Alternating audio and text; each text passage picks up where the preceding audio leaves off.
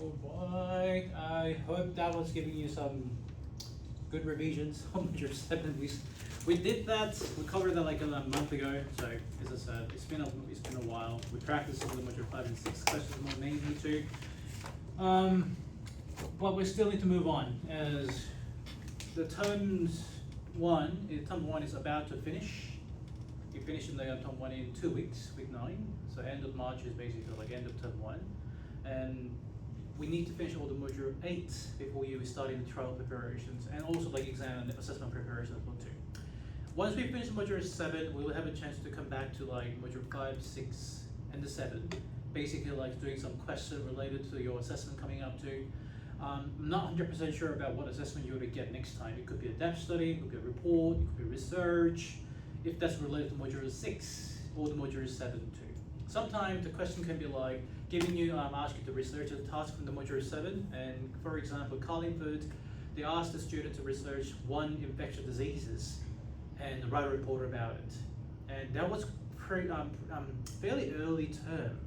It was early like term 2. In week 4 or 5 of the term 2, you get the assessment coming up there too. So we don't have much time. We have to finish this by early term 2, or preferably by in the holiday too. And then we're going to move on to some preparation as well, module 8. Going back to some question 1, let's answer those as we go. So some key definition we have you need to memorize given to. Starting with pathogens. So if you remember the pyramid of the question, the easiest question to the hardest question, define is the easiest question you can get all the times too. So Ellie, how would you define the pathogens? Cause of infection disease. Anything causes that? A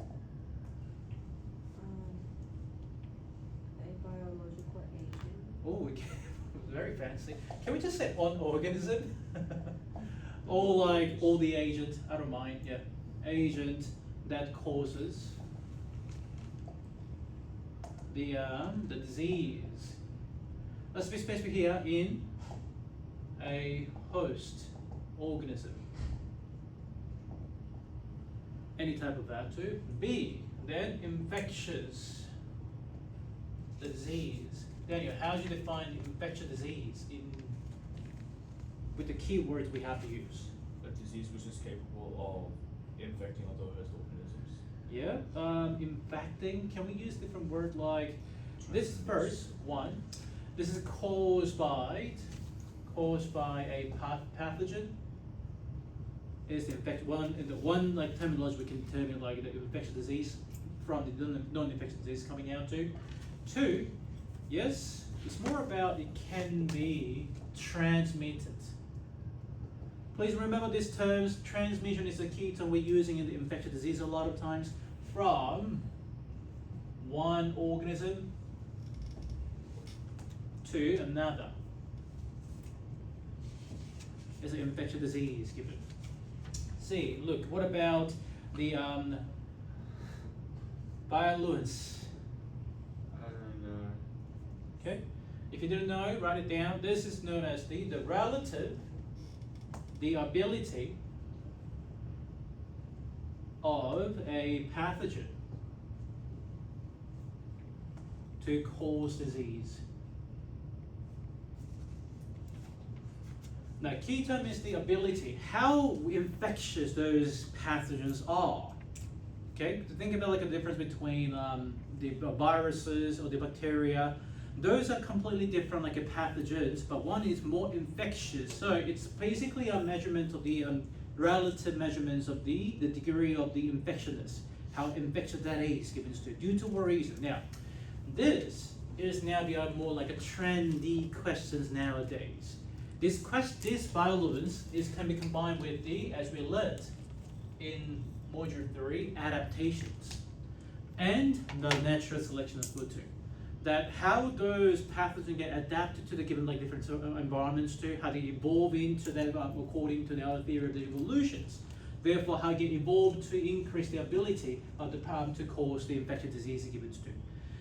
I always like to using the COVID-19 because this is a generation that we actually went through the massive those pandemics. Okay, before like 2019, we didn't have like this kind of situations too. We have Ebola, we have something like an outbreak of that too. It wasn't that kind of global outbreak before that too. So it might be a good idea to think about why the COVID-19 was so bad in terms of transmissions, in terms of the ability of the causing the diseases too. While we're so aware of that, like washing your hands and stuff like that too. D, the reservoir is, Hannah? Pardon? You didn't know that one. Write it down then. Let's call it the natural, the habitat, or the environment. Okay, in which the pathogens that normally lives. Okay, and they all, not only live, they grows and also they multiply. Now, what would be the example of the reservoir then? Look, what would be an example of the reservoirs given to natural habitat? Inside a cell. Inside of cells, like, so for example, us, humans, can be a reservoir. Animals. If you ever watched the news then, like there was another outbreak of the some virus in northern India, the deadly virus from the bats. So in the case of bat is a reservoir carrying that kind of virus is given to. Once it get transmitted, yeah, it was from the bat again too. Once it get transmitted to the human now be a reservoir given to. It could be just not of the living organisms, could be like soil, okay, or even the water. Now, things like here. You know that if you leave your plastic bottles for like a month open, and you should know, I mean, you kind of know it maybe from your experience, probably you've heard of that too, you shouldn't drink it. Because that open bottle for a month will contains a lot of the germs or the bacteria, viruses, you never know. Fungi maybe inside of that too. Unless you're deadly, like you're going into the dehydrated to die, then you shouldn't drink it. It's a kind of common sense we know in nowadays too. The last one, the vector, is the things you need to also understand the two. The vector, the vectors, which is the vector itself. This is an organism. Okay, typically the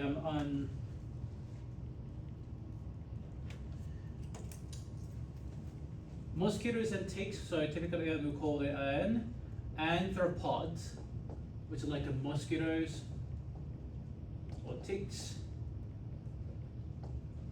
Okay, that transmits the viruses or the pathogens from one host to another. From a pathogen from one to another. Now, the important thing is, when they're transmitting the viruses to, which means mosquitoes, are not affected. So this is something we have to know. Without the itself being like the affected by disease. The good example is malaria. Is a perfect example of that. Malaria is basically like transmitted by the mosquitoes, but mosquito itself is not really affected by malaria. They're only working as a vector, the transmitted disease from the one to another. Okay, same for like the flies or dengue fevers too. Time to time ticks can do the same things. Okay, so hopefully they're giving you some good definitions too. As I said, the definition, having the good definitions, correct definition ready is the basic block, building block of the biology too. You can't just say, hey, that's basically moving on from one to another. I'm looking for the very specific key words we're using, scientific words we're using for in biology too. So try to learn the word if you're not so familiar with today too. Make them as yours. Keep practicing and using that when you're answering the questions or answering back to my questions or doing your homework, doing your test. Something that all your biology teachers will be looking for in your answers given to. Question 2. explain why exposure to a pathogen does not always result in infection. This is something that very interesting topic, if you think about it. That even now in this room probably, we might have some viruses. I can't say no. Okay, we might have some bacteria. Sorry, I can't say no. I cleaned I vacuumed this room last Saturday, but during the 2 days, I don't know, maybe there's something happened, there's aircons on, maybe it's like maybe airborne viruses can be moving around. And if you go into public transport, you might be worried about, oh, am I getting some infectious diseases from these people? Especially if you're having if you're in the same bus or the same train with someone who's coughing a lot too. Surprisingly, you're not always getting sick. Sometimes it comes after like a few days or a month later on too. Why you don't really get sick straight after, like in exposed to those pathogens? And why do you think you don't really get sick at the time, or you never get sick from the same pathogen, even though you're in the same train, same bus with someone who's coughing a lot? So we have immune system. You have immune system. Good. That's the one thing. A, question 2, the human immune system. We're gonna learn more about this kind of really deep and really depth of the human immune system. So we gotta talk about like some storyline of that, how you get like those treating this invaded the pathogen in your bodies there too. So we have for this, I just give you a little idea about the immune systems too. We have 2 types of the immune systems that we have. One is called the innate, another is called the adaptive.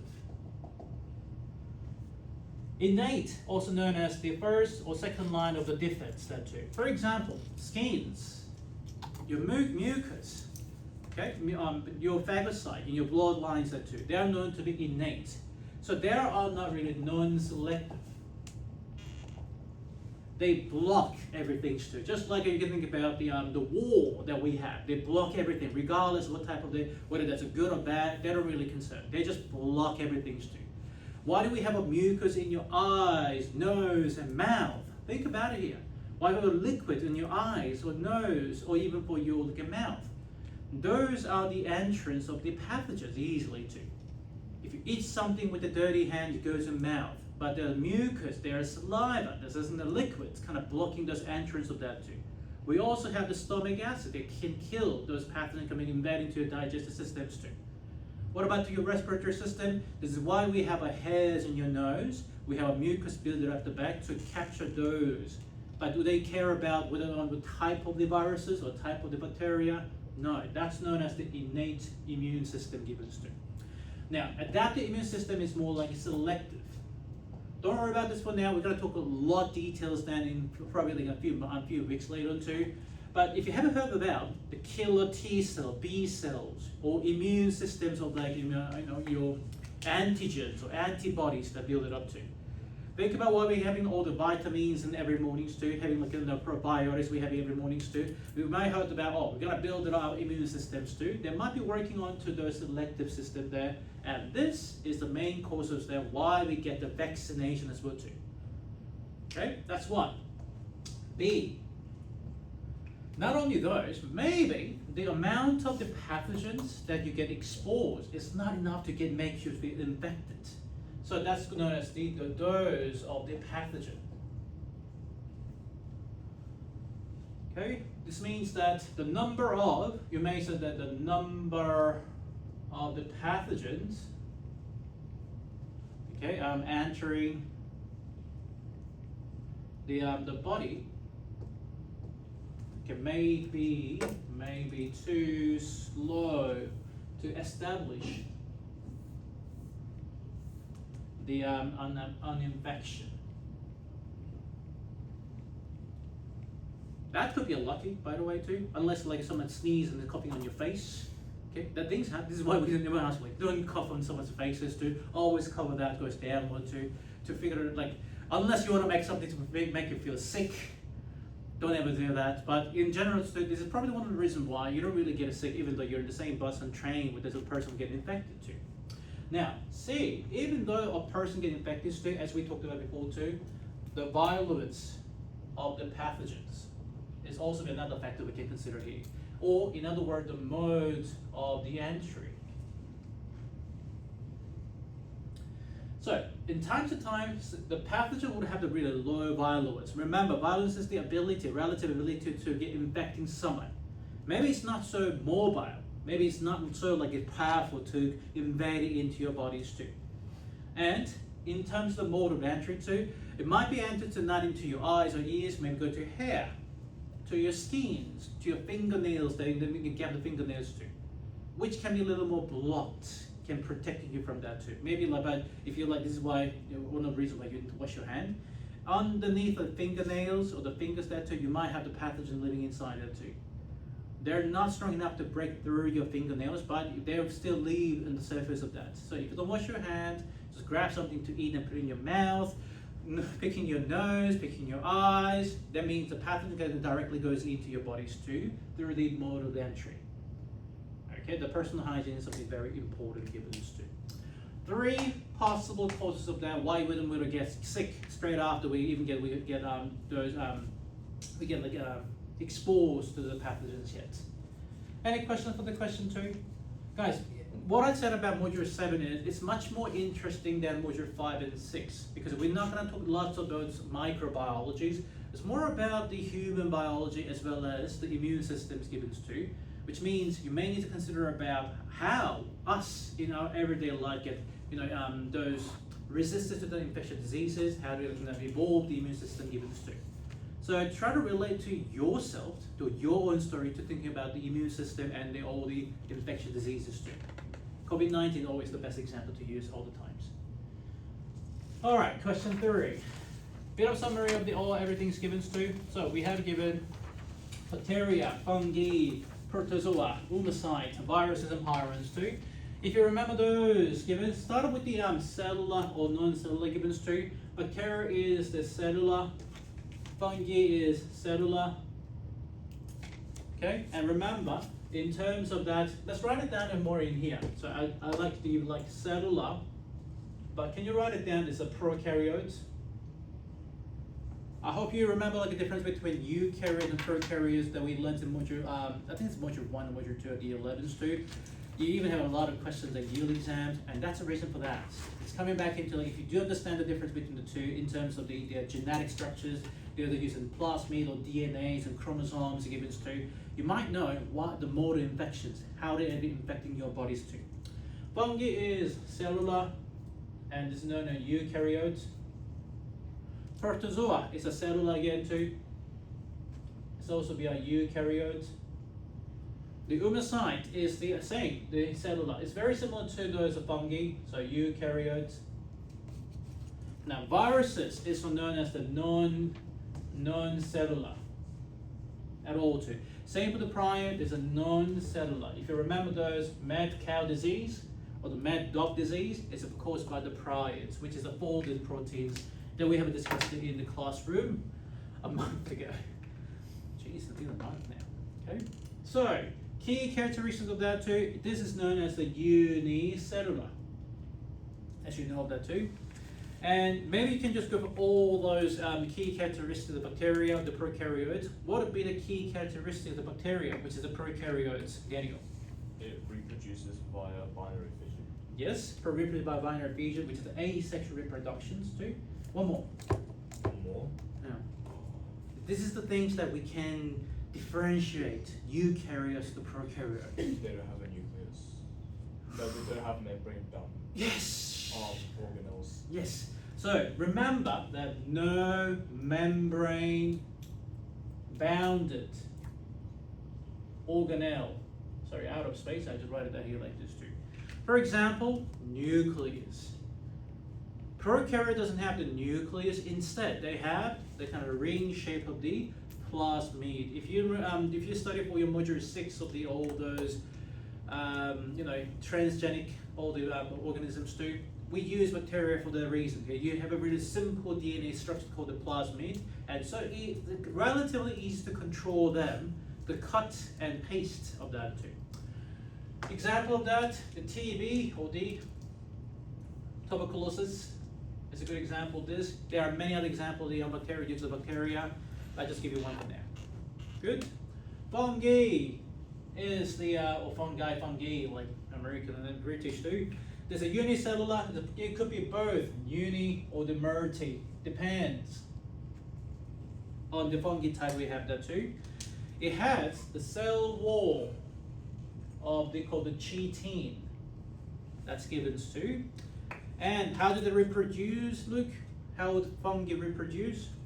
Asexually or sexually? By spores, both sexually and asexually too. Remember, like the sexual reproduction of spore is known as the meiospores, and asexual would be a mitospores to gibbons too. Very important to remember about this.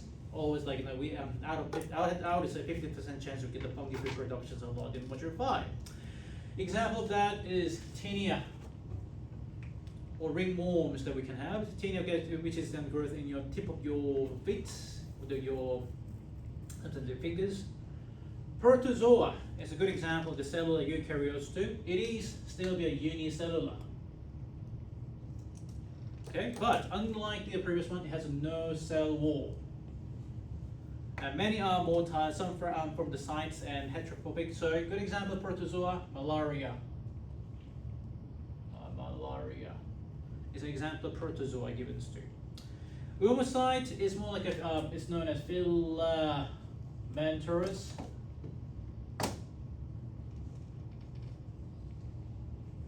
Filamentos. Cell wall, the cellulose, it's kind of very similar to like a plant. So it's a good example of the downy, the mildew, sorry, spelling, the mild, M-I-L-D, mildew is an example of the oomocyte. It's not deals a lot, but if we examine this, I have to give you a really difficult paper. We choose oomocyte time to time too. Viruses, very common. Everyone had a chance to get a viruses ever. You know, probably like if you're born on the earth, I think you have a chance to get you probably have at least one chance to get a viruses too, like infect the virus. Yep. So it contains. It's a non-cellular. It contains the DNA and RNA that's given to in a protein code. If I had one more too, I would like you to study and memorize the how viruses can reproduce inside of the cells too. How they instead of going through the sexual reproduction, how they then reproduce, how they duplicate themselves. Because we have a trial paper question in the last in 2 years in a row. They're asking about the duplication of viruses in the cells in many schools given to. Okay. So it would be worth it. Now, good example. COVID-19 is a perfect example too, but let's write a different one now. Influenza. Have you guys heard about this before? So every year we get the vaccination of influenza, B, A, or hepatitis too. We get all the vaccines. Now, the reason we get a vaccination is mainly due to the viruses, not for the bacteria. We do for the bacteria time to time too. Okay, prions, non-cellular, as you know that this is the misfolded the protein, as you know, and the cause of that is a mad cow disease. Really tiny, small too, and we haven't discussed that. There's no cure. Once you get it, sorry, you have 100% of fatality. You die, basically too. And another type of the disease known as the Creutzfeldt. So be careful with the spelling of that too. In short of the CJD, it's sometimes known as the CJD or Creutzfeldt, the Jacob disease. It's more common in humans. The mad cow disease is more common in the animals too. So there was a kind of some investigation about whether we get infected by consuming those beef meat by all the infected by mad cow diseases too. May or may not. We don't know. Okay, but there was some case study about that before too. All good. Some summary of all those pathogens, the main type of pathogen we have given to. So please study for that too. Next page, page 4, is giving you more details about these. I hope you did your table well, because this is basically a very similar table that I gave you earlier too. So I won't go through this one here. You're basically going to have a same sample answer for this. But do you have any questions for this question 4 for now? please? Or any questions for this? Okay, let's move on. Question 5. Now, what about these? These is more about macro. Now, previously was a micro. So micro means we're not actually visually see that with the naked eyes. We may need to use the microscope for that too. But for like prions and viruses, we can't really see even if we're using the highly magnified electron microscopes. But macro parasite is something different too. You can actually visually see them a lot. Like endo and ecto. So the word endo is always be the inside. So there are parasites living inside the body of the host. Ecto is more like on the external, the surface of the host. As you can tell, ecto, we know many of those two. The head lice, lice is a good example of that too. Ticks is another example of that. Tapeworm, which can live in your guts or the large intestine too. They're living inside and sucking all your nutrients and out all the water stuff too. So if you have those, you might have experienced the symptoms of diarrhea, the malnutrition, and dehydration in many senses too. Okay, Helminths is the parasitic wall. And multicellular endoparasite include the roundworm, so you can think about round the worm.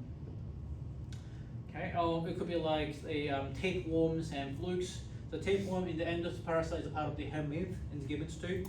The vector, as we discussed it too, give you an example of mosquitoes. I think I still have the definition of vectors over here too. Same definition of gibbons here. The two things you need to remember: the vectors, the two key words, they carry but not infected. Okay, mosquito. Think about malaria mosquito. Would they get infected? They're not. They're just like working at transporter systems. They transport like in the truck. They're just transporting those diseases to one to another, but never get infected by themselves, which we kind of hated about too. All good? Question 6. Describe one effect the Helminth have the other host organisms too. Then we have a diagram of the flow chart in your workbook so you can relate back into. So as I gave you earlier, question 6, if we ever have the Helminths, they can cause the nutrient, the mal absorption, and due to that, malnutrition in the host. For example, as I said, intestinal like tapeworms, they can attach the lining of the small intestine. So what I mean is this. You know, like we have this kind of villi in the small intestine wall that gives to. But what the tapeworm do is, if you think about the length of them, they will covering these villi. If you remember like the function of the small intestine, the absorption, the reabsorption of the nutrients, your stomach and liver, they are basically digesting, they are decomposing those nutrients going into your bodies too. Intestine, especially small intestine, is the ones that are absorbing that. If the tapeworm is kind of covering all those small intestine walls too, you're not able to get them. You're not able to get some nutrients in that regions too. Okay, so they'll also be like giving some causing that to be now in malnutrition too.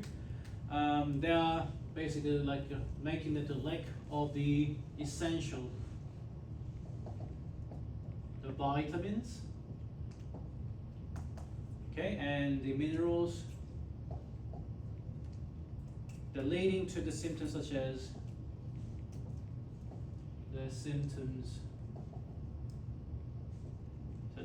weight loss, hair loss, okay, and fatigue. You really get tired, as well as the apnea, especially for the women's. And there will be impaired growth, especially in the young children.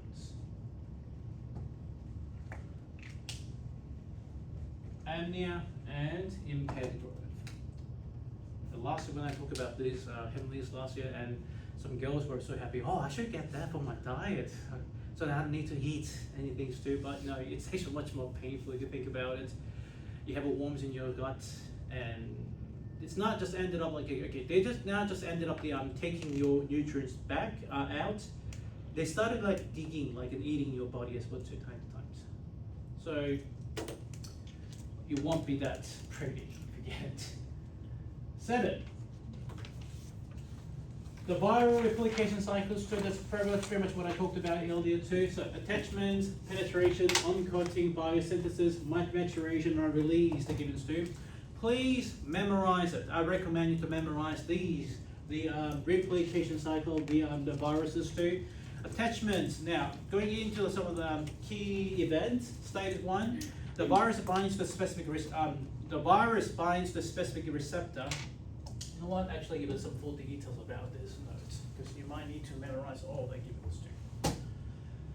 Let's start with the stage of the attachment for the viral replication cycles. So remember, the virus is non-cellular.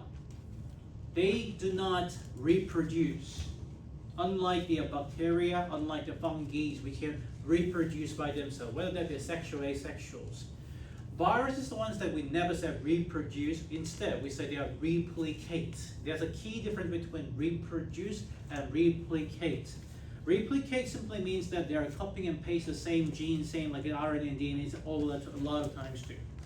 It might be the same thing has happened to those bacteria in the binary fusion part too, but there is a chance of mutation have them going. So, start off with the first stage of the viral replication cycles too. Attachment. So the viruses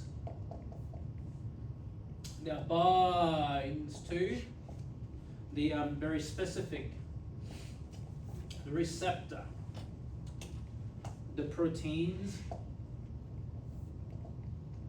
on the surface of the host cell. So you can think about in the cells that we have with the nucleus, bacteria which look like this kind of shape, attached to that shape. Okay? Second, the penetration. Once they get attached, they will be very like the viruses. Okay, and enters, or we may just say it could be a virus itself, or it could be its. I should say, or it's the nucleic acid. Okay, enters the host cell. Okay, this may occur by direct injection. Or sometimes it could be endocytosis. Does anyone remember endocytosis? Yeah, that we learned in year 11s too, like all exo and endo. We can make it using cell membranes to migrating those nucleic acid into the cells.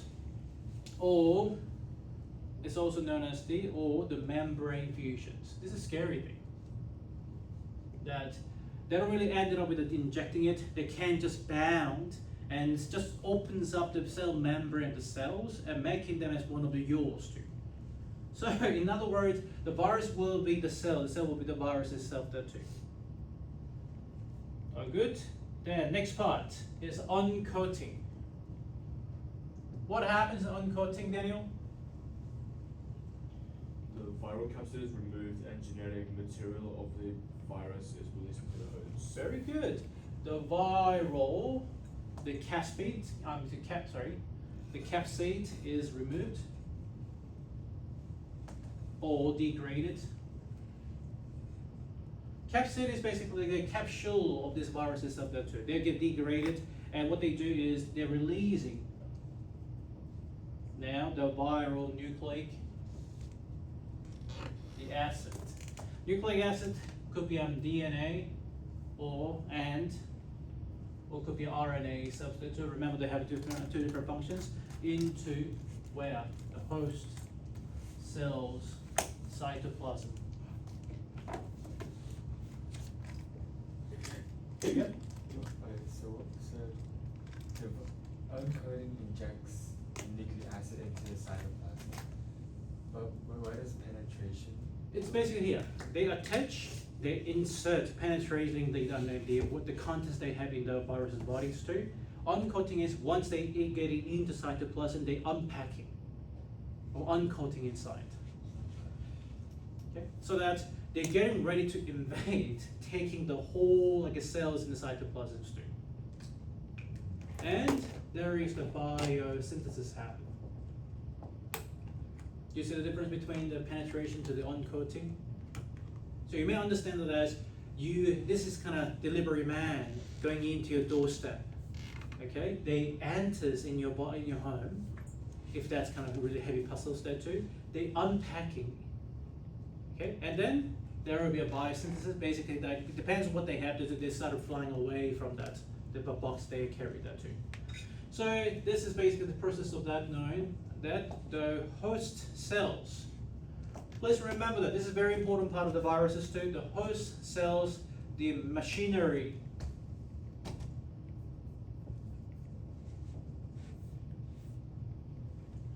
What machinery am I talking about? This is everything you learned in Module 5, protein synthesis. That including the what? The ribosomes, enzymes, and the nucleotides. Now is basically they are mimicking or they're taking that is, we describe that as, is hijacked. And what do? As they hijacked, they started to operate the machinery to replicate the viral, the nucleic acid. This is one of the reasons why you need to memorize all the amino acid, like the protein synthesis given to, and then what they do, they are synthesizing the viral, the proteins. All good? Then the last step, ejection or the maturations. Therefore the release. The new viral components now, what do? Are now assembled into the complex, the virus. Into the virions. Then these viruses get released, okay, from the host cell. But how? Look how they're released.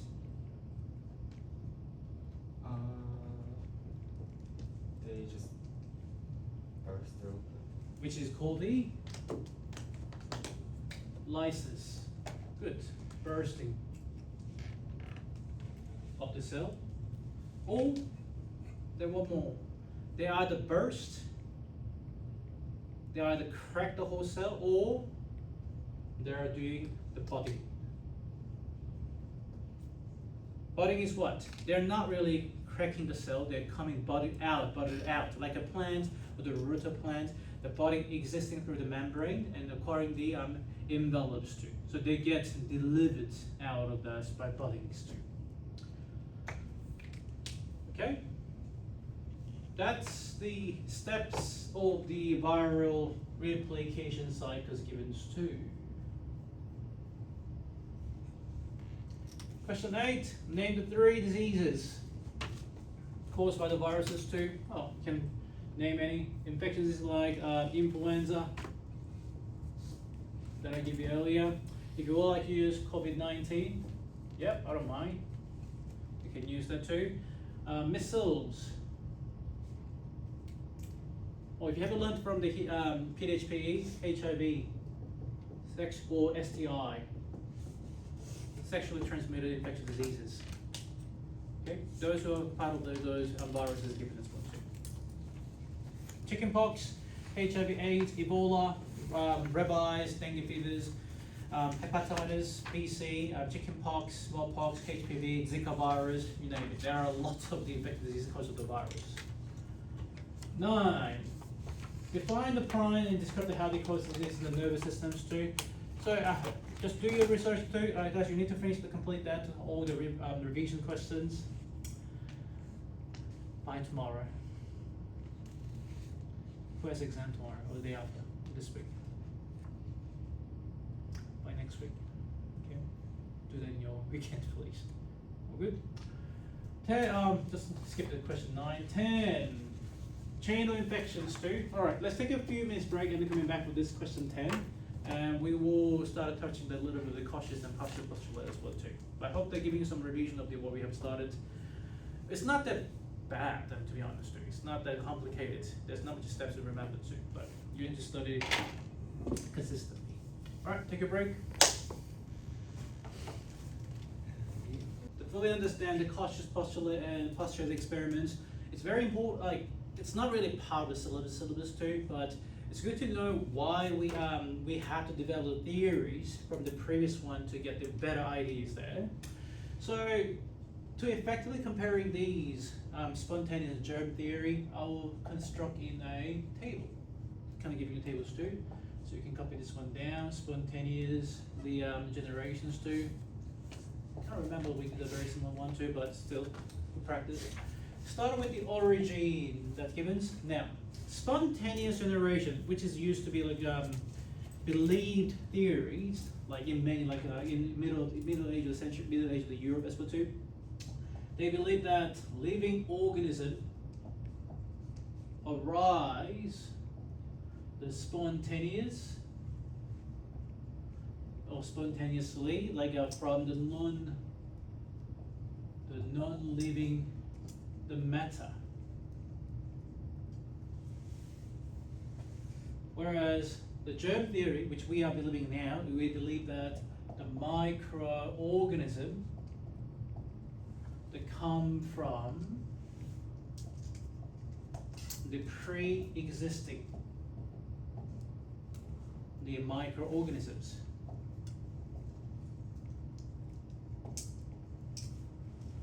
So, what they believe about cause of the disease was quite different too. Spontaneous generation believed that the cause of disease is what thought to caused by the bad air, called the miasma. Okay, or imbalance of the humors. They actually believed so. So humor isn't like lots of fun, kind of mystery, isn't it? But if you have to think of like on the middle age of the Europes, why did those royal families, the kings, always have the clowns making them feel like having lots of fun too? They think like laughing was kind of how to balance their health. And also very like there was an age that the boom of the perfumes, because they believed the perfume, the good smell would defeat the bad air, therefore defeating the diseases too. Now, that's not really scientific, isn't it too? So more like a scientific germ theory, believe that. We now believe the specific, the pathogens, okay, they invade the body and they cause very specific diseases.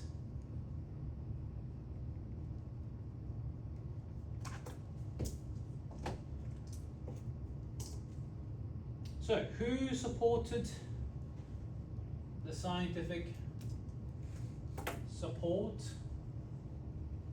Now, spontaneous generation was kind of more like a myth. They believe in that from the ancient times. So, it wasn't really supported scientifically, more like they are disproved by many scientists, including Reddy in 1668. Okay, Spallanzani, Italian Spallanzani, assumes, okay, 1768. And lastly, the famous Pasteur, 1859. Whereas germ theory is being supported scientifically supported by many experiments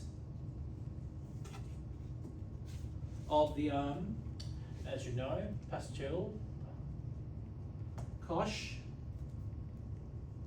okay, and many other different the forms the basis of the basis of the today known as the modern medicine.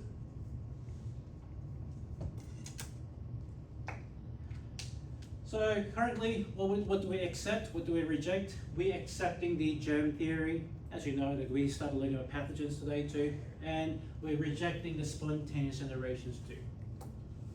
And this is why you should know the Koch's postulate and Pasteur's experiments. How do they then disprove the spontaneous generation? How do they support the germ theory?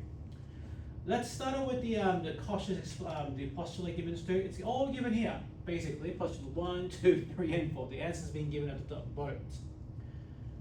So let's talk about the Koch. Okay, next page. Question 16. The answers were actually given on the bottom two. Postulate 1, 2, 3, and 4. Started with postulate 1. The microorganism found in all diseased organisms, not in the healthy one. So, do you remember the Koch's experiment that you have that the rat or the mice with the diseases too? What he has done, he take the sample of the rat blood into isolate and grow in the pure culture. So they don't like inject it directly too. After collecting it, they put it in the petri dish with the cultures too. They cultivate it and grow that unknown pathogens. Then the culture microorganism causes a disease when they introduce the healthy ones too. They inject it to the healthy one. He found that the mice died with the cause of the same reasons of the previous one, the predecessors. Proving what? The microorganism re-isolated from the new host and identified as the same. Now, this is the basic fundamental of the scientific methods, which has the independent variable, dependent variable, control variables too. It has a proper hypothesis. It has a proper way of the testing it. It wasn't just like, hey, I think this is the air causing the disease. It wasn't about the assumption. It wasn't about like some misunderstanding of the science. Koch tried to prove that scientifically using that, hey, if the microorganism causing the disease, that means that can be cultured and basically grown in the pure culture. If we injected a healthy one, the hypothesis, if this is the disease caused by the germ from the dead body will cause the same disease in the healthy one as well too, which is causing them to die or causing some maybe like disadvantages given to. You probably think like, oh, that's kind of obvious. Like everyone knows that it's obvious. Like think like if I rub someone's hand with my dirty hands, someone will get infected. As we all now get trained since you're very young, like from the kindergartens, I guess too. But when you're a baby, like when you're like a total of 1 or 2 years older, they have zero sense about like the germs and the dirty hands and stuff too. They put everything in their hands, in their mouth. But you're getting trained, you're getting educated that you must wash your hands to deal with touching the food and stuff like that too. Because we are now have understanding of germ theories too. But that practice was generated from the scientific postulate of the Koch. If you think about it, this is the beginning of the older those kind of scientific proven the practice we do for everyday life. Okay, all right. Question 9. So that was 17 years postulate of microorganism disease too. Now that's basically the question you can do. Question 19. Now let's finish with the Pasteur's experiment today. I'll leave that rest for your homework. You need to complete it by next Monday. Put all the revision questions there. All right. Describe the experimental design of the Pasteur's swan neck flask experiment. Do you remember the swan neck is in like the shape of this neck? And Pasteur basically prepared the 3 to 4 sets of the flask with a swan neck flask. All of those have a control variable of the same broth. Okay, but boil the broth inside of that too. And he decided to break one of the neck like this, and he decided to leave it tilted. But what he has found out was the one with the broken neck has growing the culture, growing the microbes inside. Maybe like a fungus or like some microbes growing inside there too. But the one that's perfectly sealed with a swan neck, it was clean even after a week. It was the very simple experiment. As I said, like you wouldn't dare to drink the open bottle of the water for a week or a month, because you know now in your even if you think like unconsciously, you would think like, oh, that bottle is dirty. It has a lot of germs inside of that too. But in the people in the 1800s, they didn't have no ideas about that too. They exposed everything. But Pasteur has basically performed in scientific experiments proving that it's the germ that causes the disease. Have a think about the spontaneous generation that gives to. That's saying that it's about bad air, it's by the living organisms arise spontaneously from the non-living matter. Living organism, you may think about all the bacteria thing too. So according to the spontaneous generation, if this is right, even inside the swan neck, which is perfectly sealed, because we have a non-living, the matter, which is a broth, it will rise to the living organism spontaneously. Does it make sense? Okay. If this is right, hypothetically, this broth, which is a non-living matter, will grow the living organisms. But what we have found out, what Pasteur found out is, no, with the sealed swan neck, sealed flask, there's nothing that grown, even though we have the same broth, same non-living matters too. So, complete disproof of this spontaneous generation. Where the germs coming out of from? They're coming from the pre-existing microorganisms too. Where are they coming from? From the air. And that's what I mean here. I can't guarantee that this room is clean in terms of the 0 microbes. I'm sorry, like there will be some microbes here. There will be some viruses. There could be some of the bacteria, fungi. I can't guarantee there's none. But that's kind of proving that why we get those kind of germs going into the flask as well too. Okay, that's kind of dropped. There is a summary of the Pasteur's experiment related to the 2 theory. How the Pasteur's experiment can disprove the spontaneous generations and supporting the germ theory of the pathogen or the infectious diseases too. It's a very simple theory you can think about in here too. It's kind of obvious that, obviously we know that the open bottle will be kind of contagious if we're causing a lot of the germs going to grow in that too, because you probably have an experience in your life. If you forgot to putting like you close the orange juice, and if you left it for a week in here, I guarantee you got a lot of the fungi that growing inside it too. Okay, still, even after that you drink it, you close it there too. From the germs that you have in your mouth, when it goes into your fungi or into your juice, which is full of the nutrients there too, will grow some germs inside. So you may think about how do we then safely storing the foods, why we prefer the lower temperature. Okay. Why we boil and sanitize them to the high temperatures to give us to? Why sometimes using an acid to kill them too? Everything started from these 2 people, Koch and Pasteur. Because Pasteur is the one that suggesting that microbes in a certain temperature can die, can eliminate it. And this is basically using the pasteurization of the milk, the raw milk too. Every milk you drink from every milk you purchase from the your grocery stores being sanitized. They're being boiled in the mild temperatures too, to kill that or the possible germs from the raw milk itself. Okay, so try to think in that storyline rather than try to memorize Pasteur's experiment. At a certain stage, you need to memorize the method, background, independent control variables too, design an experiment or redesigning the Pasteur's experiments too. It is possible too. But started with the understanding why he did that too, from these 2 theory comparisons, then you would understand why he has to do it in that kind of setups to disprove spontaneous generation and to supporting the germ theory of the infectious diseases too. This was where we up to a month ago. We did it up to here. We did it exactly up to here. Germ theory, spontaneous theory. We talked about discussed about the Pasteur's and Koch's postulate too. And I was probably just saying like, we're gonna move it on to plant diseases, different types of diseases too. Maybe we're coming back with some other diseases there. Because I leave the plant and some animal diseases at the last because that's the least fun part of the module 7, probably the least fun part of the whole year 12 biologies. I mean, who likes to memorize the plant diseases? Unless you're working in some farms, like you might, like if you're really interested in working in the farms, you should know like what causes diseases too, but unless you do so, you might not have a like 100% interest in that. So what we're gonna start, we're gonna keep revising this, like in these some of the contents too. The things we couldn't really cover that today is the mode of transmissions or the cycle of the infectious diseases yet. We'll talk more about that, so please complete these revision as well as the homework that I'm giving you today. The questions are going to be very similar to the revision questions we've done. And I will put it up the sample answer for this one on your Google Classroom soon. Make sure you finish this revision booklet before you come in. I will actually check whether you complete it or not next week. If you didn't complete it by next Monday, I will ask you to stay back and finish it. Is it this one? Yeah, the one we did.